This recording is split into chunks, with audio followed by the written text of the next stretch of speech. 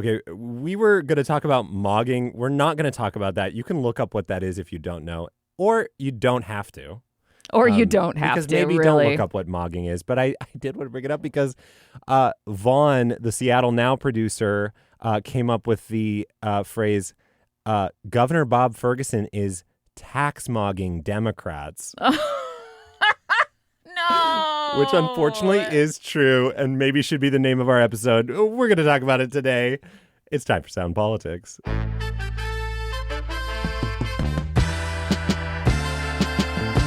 Welcome to Sound Politics. I'm Scott Greenstone. And I'm Libby Denkmann. And because Seattle Mayor Katie Wilson said the city is looking at public grocery stores after two of the corporate ones shut down in the last 5 months, I've been thinking about grocery shopping. I got grocery shopping on the mind. Specifically, I'm wondering, Libby, if you have this experience where you went to the store without a plan or a recipe, and you don't know what you're going to make. You just stand there in the aisles and you think like, is it too soon to make tacos again? Am I in the mood for lasagna? I don't all really the know. time. Or like, I should be a person who makes eggplant. That is what I aspire to. But what I have no plan for the eggplant. Or chard. I really want to make chard. Okay, that's a specific experience, but sure. This is my overwrought metaphorical way of saying it's a grab bag episode, a poorly planned grocery run of an episode. Yeah, so we're gonna have some tasty ingredients, exactly, and we're gonna throw them all together, basically, and see what happens, like a stew or a ratatouille. So we'll hit different aisles. In the Seattle aisle, we'll talk about tension building with new Mayor Katie Wilson, who gave her first State of the City speech this week and has yet to answer a very important question that some of her supporters think she should have answered a while ago about CCTV surveillance cameras. And then in the Olympia aisle, state Democrats have added ingredients to their millionaire's tax. Yeah, now we know a little bit more about what the rather demure Governor Ferguson wants out of that tax. He's throwing in a dash of what I would call populist spice. I love it. And beyond Olympia, we're going to talk about a similar tax the wealthy idea coming out of California and also New York. And other states. It's a grab bag episode when we come back. And we're back with Sound Politics. And we're going to start in Seattle, that Seattle aisle. It's state of the fill-in-the-blank season. President Trump's State of the Union is coming up on Tuesday, February 24th. Scott, you were at Mayor Katie Wilson's State of the City speech this week in the Central District. What did you make of that? What's the Seattle mayor cooking up? Yeah, I wrote that it was light on details or proposals, but to be honest with you, that's how these are, right? The biggest news out of the State of the Union usually is like, who's in the crowd, who's not in the crowd. The speech itself that Wilson gave, she just did her inauguration speech a month and a half ago. So the first time you do the State of the City is probably the least important time. This was a more subdued version of the inauguration speech because now she's mayor and she's facing criticism, which we're going to talk about. She was almost endearingly meta about the whole thing. It almost became a bit. She played for laughs. There were audio and teleprompter issues. She had to get them to keep moving the teleprompter up Classic. And down. She said at the beginning that she was about to talk for longer than she'd ever talked before on the campaign or in office. It was only 40 minutes, but at the end she was like, no one told me what to do after. So, and she didn't seem too uncomfortable, but I will say, to be honest, these things are always awkward.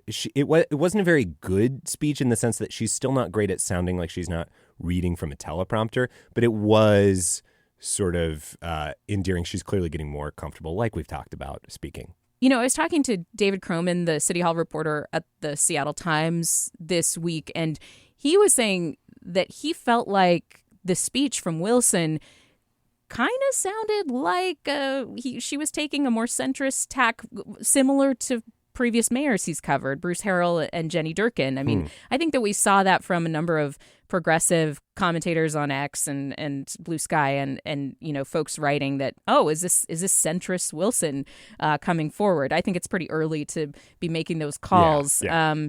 But let's get to some of the specific criticism that she's facing, and that's around the policy around police surveillance cameras. So whether to expand the city's surveillance system, whether to leave it as it is or to pull back on it. And Scott, you wrote, and I think others have observed, that this is emerging as this early, tough, revealing choice that Katie Wilson has to make. What did she say about it in her speech? Like, she touched on it, right? I guess first we need some background. So tell us what's going on here. Yeah. Let me zoom out here. So the city has 62 cameras across parts of Aurora Avenue and the CID and downtown. And in September, the city council and the previous mayor, Bruce Harrell, signed a bill to expand these cameras to Capitol Hill and around Garfield High and the stadium.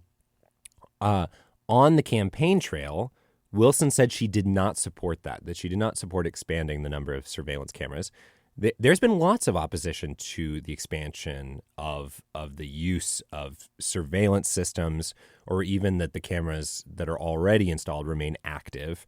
Opponents are worried, potentially ICE could be able to access the data captured. I mean, certainly through a subpoena. Wilson, for her part, never said that she would turn them off if elected, as far as I can tell. But when she won the election, she started to appear to be open to maybe keeping them on.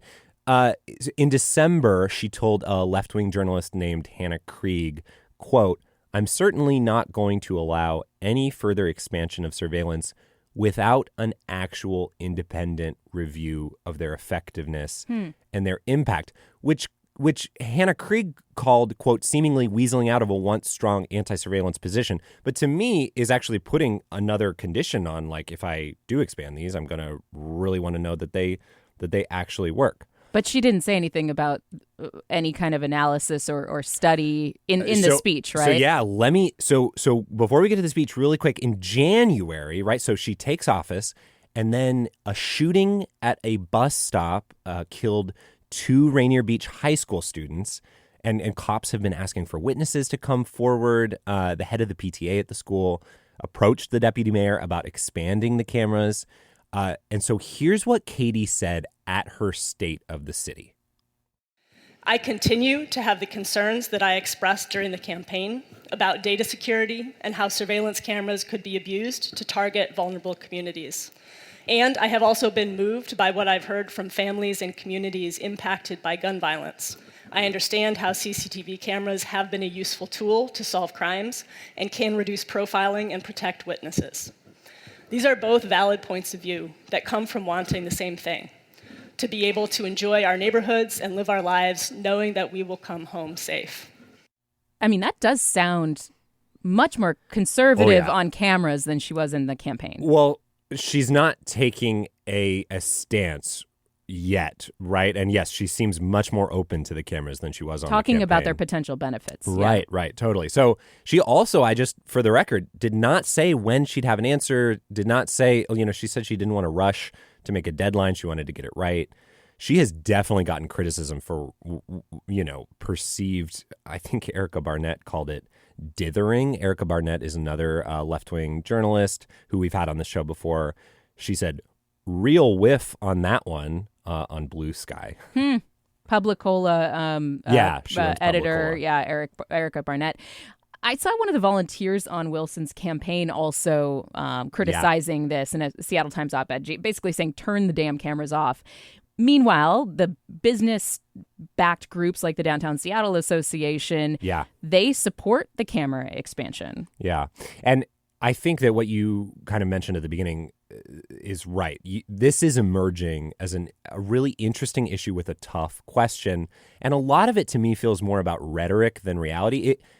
It just because the reality, I'm not so sure. It's not super clear to me if the feds could access these cameras regularly or if the cameras couldn't be sort of protected from Fed access. The feds can access a lot of state data, and studies have shown that they are accessing license plate data and things like that.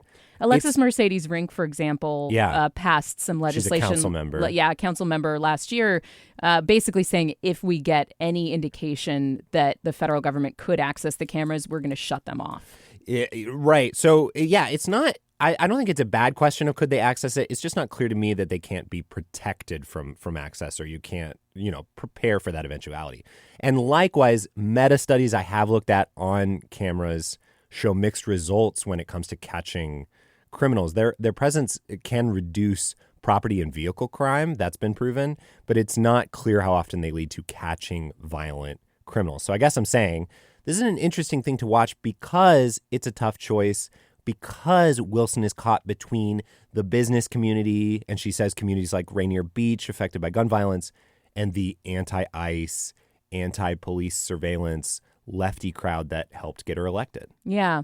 I mean, I will say, though, that when it comes to what actually pushed her over the finish line against Bruce Harrell, I think it was much more about homelessness.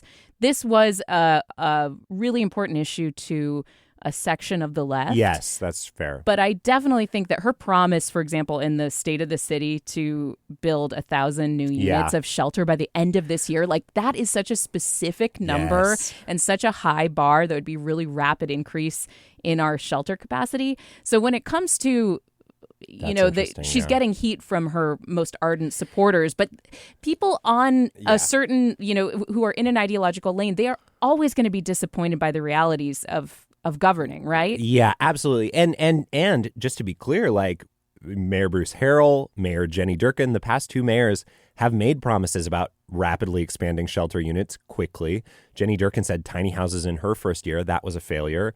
Bruce Harrell struggled to really up the number of shelter units. So this is a tough one to promise, and she's giving herself a very clear goal that she may not reach. And I had a question in here about, like, do you think Katie Wilson's honeymoon is over? But I actually do think you're right.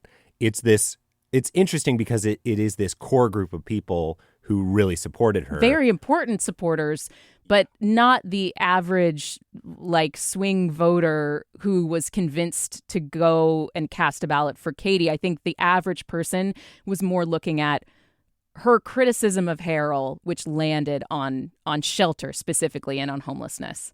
But we have a lot to get to on this shopping trip. And that's right. We have a metaphor that I am also obligated to uphold, which is the grocery store trip. Metaphors on our show are like binding contracts. I mean, I'm the one. I'm like, you have to.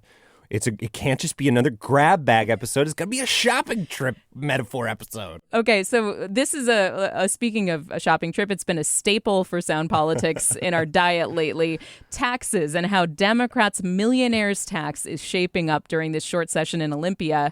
And to talk about that, Scott, let's zip over to the shampoo aisle, shall we? Oh, yes. Okay. Yeah, everything's in a locked case here. Isn't that weird? I know. I hate it these days. But you got to do it because the grooming and hygiene products are really going to fly off the shelves when Democrats repeal the sales taxes on them, which is part of this big package that state Democrats are putting forward to tax millionaires, people with income over $1 million. Earlier this week, the state Senate passed its version of the tax. That still needs to go through the House and get a signature from Governor Bob Ferguson. So let's check back in with the governor, won't we? Because he has been critical of the bill. He is still voicing concerns about it. But now he's actually gone public with specific changes that he wants to see. Yeah, he said in the past he won't support the bill as written, but this is the first time he's listed specific ways he wants it to change. And you have been paying a little bit more attention to this than me this week. Can you tell us about some of those changes? Yeah, so here's what's new. Ferguson is now saying that he wants more than half of this millionaire's tax that will likely bring in around $3.5 billion annually. He wants more than half of that to go to tax relief, tax credits, things like that.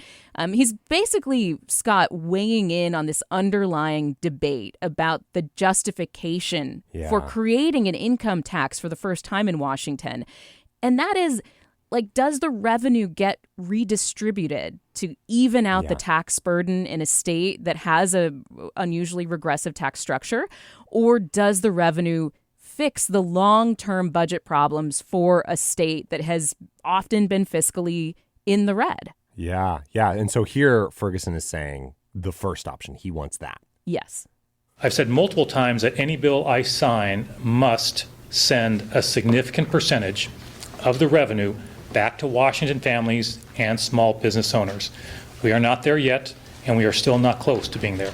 This sounds to me like an echo, honestly, even though we say he has changed course from last year. This to me is an echo of I'm not here to defend government. I'm here to reform it, that he said in his inauguration speech. This is him saying, no, we're not going to take money from the rich for the government, for us. We're going to give it back to you, the people. Yeah. I mean, although eventually he did get behind the biggest tax increase in state history, right? And so maybe he's now trying to kind of swing back to be the, like, let's put the brakes on. Yeah, there's echoes here. I think he's trying to stay true to that sentiment. Yeah. Overall, though, I mean, in one sense, he was more last year talking about, again, that addressing budget challenges, like cutting spending, the like fiscal restraint idea. And here he's striking that more populist, like, let's put it back in the pockets of the people tone, which is a slightly different message for him. He's signaling that he doesn't want this all to like go to the general fund so that you can kind of shore up whatever the Democrats' plans for spending are. Instead, he wants the money to ease taxes and ease the situation for the less well off. So Ferguson's saying he wants a bigger tax cut for small businesses. He wants an expansion for that working families tax credit that helps low and middle income families. Less than 500,000 people are on that right now. This would expand that. He wants to more than double the number of eligible households. And this one was new to me, Scott. It was interesting. Ferguson's proposing not one, but 2 tax holidays for purchases up to $1,000. Yeah. I don't know. I had never heard of this in Washington before. I'm sorry. Maybe I'm stupid. I've never lived in a state, as far as I know, with a tax holiday. No, me either. What is that? So I did a little digging. It's basically used in 18 different states. Okay. According to the Institute on Taxation and Economic Policy. They're often used in the summer, like late summer, when people are doing back to school shopping. It's supposed to be a little break for folks. It stimulates spending and the economy. We've always relied so heavily on sales tax here. So we don't have tax help. I mean, that's not the way that the Washington budget has traditionally worked. We've needed to capture all of that sales tax revenue. So Democrats have talked about implementing sales tax holidays in the past, but they just decided it was too complicated. I think the idea of whether this, really has a big impact, maybe it's too limited in scope, but people do enjoy them. Like it's sort of like a fun thing to plan your big purchases around. It seems like they would be popular, especially in a state with such high sales taxes. Yeah. Don't have to drive down to Portland anymore to do that back to school shopping. That's what we used to do, at least. It'll be interesting to see if the Democrats kind of are like, if they consider that proposal. It's not the only proposal, right? He has kind of a list of things. There's diapers. Can you talk a little bit more about what else he wants to see? Yeah, he wants to add diapers to that list of hygiene products that are exempt under the Democrats' proposal. And Republicans are behind that. They tried to get an amendment passed on Monday in the Senate that would have added diapers. Democrats rejected it. Oh, really? Okay. Let's read between the lines here, though, Scott. Ferguson is making this show of wanting more of the money to go back to people and to businesses. The legislature, though, is keeping their eye on the budget hole, the long-term budget problems that they deal with session after session. So I guess when it comes to the politics of this, the big question is, will Ferguson's requests make it in? Is he going to hold a hard line on whether his signature gets on this bill to make sure that all of this laundry list of requests is included? Yeah. I mean, I have not done a lot of reporting on this. My sense would be no, simply because that's not what happened last year, right? They kind of went ahead and did most of the taxes he didn't want anyway. But I am going to point listeners to a really good play-by-play of how the millionaire's tax is unfolding at this moment that was published yesterday by the Washington Observer. We can put that link in the description, I think. And there is a great point that Paul Query, a friend of the pod, made in this newsletter. I am going to paraphrase. that basically they can't make Ferguson happy and help balance the budget in a few years without massive cuts. If they do what Ferguson wants in his, quote, latest display of negotiating by news conference, which nailed it, Paul, quote, well north of half the cash from the income tax that will be headed back out the door in the form of tax relief. Senate Majority Leader Jamie Peterson, the prime sponsor of the income tax, has repeatedly said that's not sustainable in the long term. It's not clear Ferguson gets his way here, but this kind of populist largesse may play better for him than last year's attempt at bipartisan budget discipline. So maybe it will work. Maybe he will get something. It all seems like it's horse trading now, basically, right? Like finding the right amount of tax relief that will make Ferguson happy, the amount of uncommitted general fund money so the Democrats can keep the unions happy, right? Keep them with their cost of living increases and stuff like that.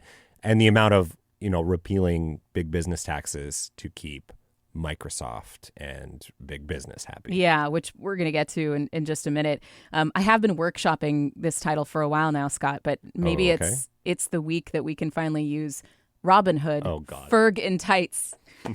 Robin Hood, Dems in tights. We're so mean to Ferguson. Like we called him demure. Like maybe Robin Hood, Dems in tights. But Ferguson is now kind of taking the bow and arrow and the hat and the feather hat. Yeah. Who's Friar Tuck in this? Oh. No answer. No comment. I should say, to be fair to the Dems in tights, they also included some tax cuts in their version that passed the Senate, like a business and operation tax break for big businesses. They nixed that new sales tax on services, the big expansion from last year that, boy, the schools hated because it affected temp workers. So Ferguson is not the only one dashing around Sherwood Forest and, trying to give to the take from the rich and give to the poor. You're really encroaching on my metaphor, my grocery store metaphor here. But I do want to say that one of the little horse trading things that has flown under the radar is this estate tax rollback. I was at the income taxes first hearing 2 weeks ago, and it was packed, hours of testimony. Then everyone cleared out, and the estate tax came up next, and no one spoke. Oh, awkward. It just I think it just passed through that committee, quietly. Yeah, Democrats have, according to Jim Brunner at least, didn't really want to talk about this too much. So just to explain for listeners, this was that historic estate tax hike that happened last year. It was part of the big tax package that was passed. And this is for, people transferring their wealth after they die. Opponents have pointed out that expanding the highest bracket of the wealth of the estate tax in Washington up to 35% for estates 12 million or higher, that is the highest in the country of any state. And by far. And this does remind me, Scott, of our interview with State Senate Majority Leader Jamie Peterson, who was on our show in December. And that's when he told us that he was getting behind the millionaire's tax, right? Like he indicated this is the thing he was throwing his weight behind. But we also asked him about what kinds of taxes might drive rich people away from the state. And the thing he brought up was this estate tax thing. He said that when you have a tax that's out of whack with the rest of the country, as a 35% tax is, that would actually be a motivating factor. Unlike other types of, like a millionaire's tax on income, because that's, echoed in a lot of other states, a similar tax. So him admitting this might actually get rich people to leave. Like basically saying Democrats went too far with this estate tax expansion. Like Hawaii's is the next highest, and it's at 20% for the biggest income, the biggest estates. So this bill working its way through Olympia right now would lower things to about 20%. So in line with Hawaii. Yeah. I mean, we are seeing, and I want to just, as we finish up here, I want to zoom out because the final aisle that we go to, right? We've been in the Seattle aisle, we've been in the Olympia aisle. Let's go to the America aisle. Can I ride on the shopping cart while we're zooming over there? Yeah. Okay, I'll give it a push and coast, and hopefully we don't run into anybody. Here we go. And as we pass other states' aisles, we should talk about the fact that taxes on the wealthy are really catching on. Like, we are absolutely not alone. Virginia is considering a millionaire's tax. Rhode Island is considering a wealth tax. Yeah, Bernie Sanders was in Los Angeles just this week pushing the idea of the billionaire's tax in California. Listen to the needs of working people. Stop threatening the people of California. Start paying your fair share of taxes. All right, that California thing is pretty interesting, Scott. It's the big healthcare union there, the SEIU UHW, that's trying to get an initiative on the ballot in the fall. So they need 900,000 signatures by sometime in April in order to qualify. And it's a unique kind of thing. It's a one-time 5% tax on all of the assets of billionaires, excluding real estate like homes. And that includes stocks, art, businesses, collectibles, intellectual property. I mean, all kinds of things. And the idea is from the union that this is needed to backfill the cuts to health services that President Trump signed into law last year. So this is a huge hole in the budget, and they're saying billionaires should be on the hook for it. Right, but just filling it with a one-time tax, which is so interesting. And unlike here, in California, Governor Gavin Newsom, I've read, is super against it. Yeah, he's just solidly saying that this kind of tax on billionaires, and they're very rich, that they are going to leave. Like, this is going to push them away. We won't be able to tax them at all. And he won't have the power to veto this one because it's a ballot measure. Right. I will say, Gavin Newsom has a lot of rich friends, so he might be hearing a lot from them. Like, he grew up as a close friend of the Getty family. He sort of split his time. He had like a one foot in this ultra wealthy world with his dad and who worked for these people, and then his mother had a much more modest situation after they divorced. So he pushes back on this idea that he was like, raised with a silver spoon in his mouth, but he's best friends with like oil magnates. So that's kind of an important thing to point out here. There has been a lot of talk in California, and there's been evidence that really ultra-rich folks, Mark Zuckerberg, Peter Thiel, people like that, they're buying property in Florida. They're getting out. And they're doing the Jeff Bezos. Yeah, they're doing the Jeff Bezos ahead of this idea, which, goes into effect for people who lived in California as of January 1st this year. Google's Sergey Brin is not just buying property outside the state, he's also bankrolling his own initiative campaign to basically try to gut the ability of the state to retroactively tax people and to stop them from taxing all this other personal property. So he's really putting a lot of chips behind fighting this billionaire's tax. Yeah. The Golden State billionaires are organizing. I find that interesting simply because we have not seen something similar here. Rich Washingtonians here to try and blunt the millionaire's tax. Yet there's, of course, folks like Brian Haywood who are very against it. But Brad Smith at Microsoft, he's raised concerns, but there's no super PAC yet or anything from the business community. Not that that's not going to happen. It certainly could. And the scuttlebutt is that they're trying to make the millionaire's tax as palatable to folks like Brad Smith. Democrats are working on that behind the scenes. Because they don't want Brad Smith or whoever to fund the repeal effort that will probably come. Maybe that's why Washington Democrats want to roll back the estate tax that we talked about and implement that business and occupation tax relief for businesses to placate the business community so they don't come out hard against the wealth tax. And we have to wait and see how that shakes out. Before we get done here, can I just share my favorite tidbit about the billionaire's tax in California? And this comes from the Wall Street Journal. I mean, nobody matches them for covering the wealthy, right? Yeah, of course. So reporters of the Journal attended this financial advisors conference in Newport Beach, and they described some of the best tips for these financial advisors helping their billionaire clients get ahead of the wealth tax. And here's one. The wealth advisor says, you have to watch out for your fine jewelry and what it's assessed at for insurance purposes. You wouldn't want to have a $200,000 necklace insured for $500,000, and that affects $500,000 of your net worth.